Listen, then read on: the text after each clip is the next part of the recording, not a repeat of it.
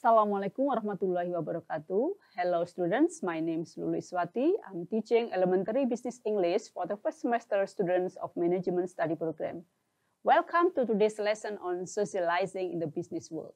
Socializing isn't just about talking. It's about making connections, building relationships, and creating a positive impression.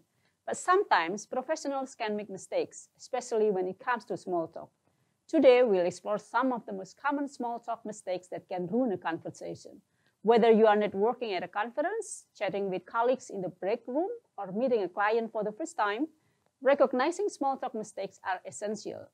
I will also share some useful expressions in socializing. First of all, let me begin by sharing some talk mistakes. The first, religion and politics. These topics can be very personal and quickly lead to arguments if people disagree, so it's best to avoid them in a business setting. Second, family or relationship status. It's okay to ask about someone's family, but only if you already know them. If someone's relative just died or he or she just got a divorce, this topic can create bad feelings between you and the other person. Next, money. Telling others how much money you make or asking them how much money they make is very inappropriate, and it should be avoided. You should also avoid gossiping about the financial situations of co-workers or managers. Next, jokes. Some jokes may be okay if they are clean and inoffensive. However, don't tell potentially offensive jokes that involve racism, sexism, violence, and other inappropriate workplace topics. So, when you are engaged in a small talk with your business client, what topics can be talked? First, industry news and trends. Discussing recent developments, innovations, or trends in your industry can show your expertise and shared interest in the field. Next, events and conferences. Mention recent or upcoming industry events, conferences, or seminars. You can discuss key takeaways or plans to attend future events. Next, travel. Sharing experiences about recent trips or travel plans can be an engaging topic.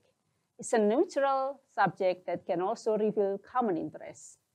Next, local news and weather. These are safe, everyday topics that are relevant to everyone. Discussing the local weather or news can be a good icebreaker. Next, hobbies and interests. Talking about personal hobbies such as sports, reading, or cooking can help find common ground and create more personal connection. Next, food and dining. Discuss favorite restaurants, recent dining experience, or recommendations for good places to eat, especially if your client is from out of town. Next, cultural events. Mention local cultural events such as exhibitions, theater performances, or concerts. This can be a neutral and interesting topic. These topics help keep the conversation light and engaging while avoiding potentially sensitive or controversial subjects.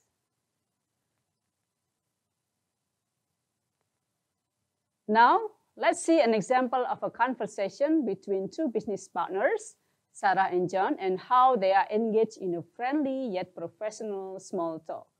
Hi, John, how have you been? Hi, Sarah, I'm good, thanks. You? Doing well. Did you go to the conference last week? Yes, it was informative. Did you? I did. Have you tried the new Italian restaurant downtown? Not yet. Do you recommend it? Yes, definitely. Any weekend plans? Just reading and watching a movie. You? Hiking with the family. Let's grab lunch sometime. Sounds great. Have a great weekend. In this small talk, John and Sarah start with warm and friendly greetings, establishing a positive tone for the conversation. Both clients address each other by name, which personalize the interaction. Then, they talk about industry conference, which is relevant. It shows both clients are engaged and up to date with industry events. This helps establish common ground and professional credibility. Talking about a new local restaurant is a neutral and safe topic. It adds a personal touch to the conversation, make it more relatable and less formal.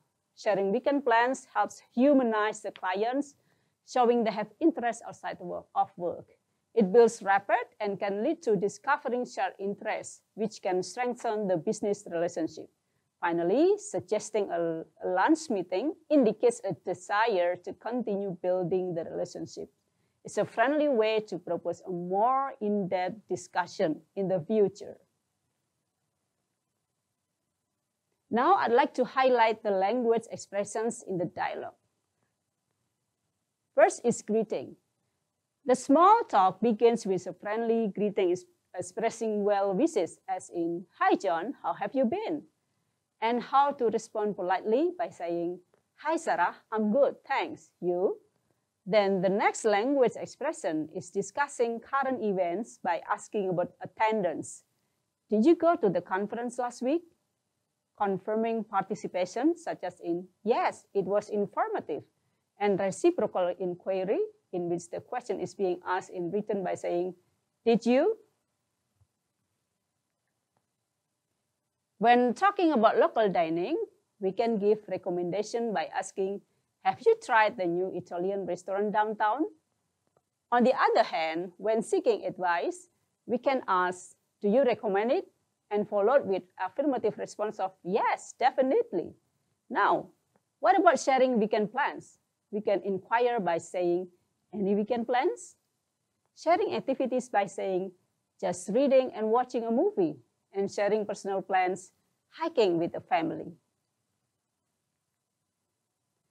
Then we can end a small talk by proposing future interaction. It can be done by suggesting a lunch meeting. "Let's grab lunch. Let's grab lunch sometime," and giving positive acceptance by saying, "Sounds good."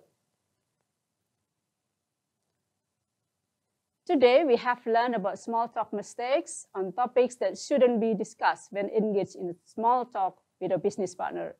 We shouldn't discuss sensitive areas such as religion, politics, money, relationship status, and jokes that are potentially insulting or offensive.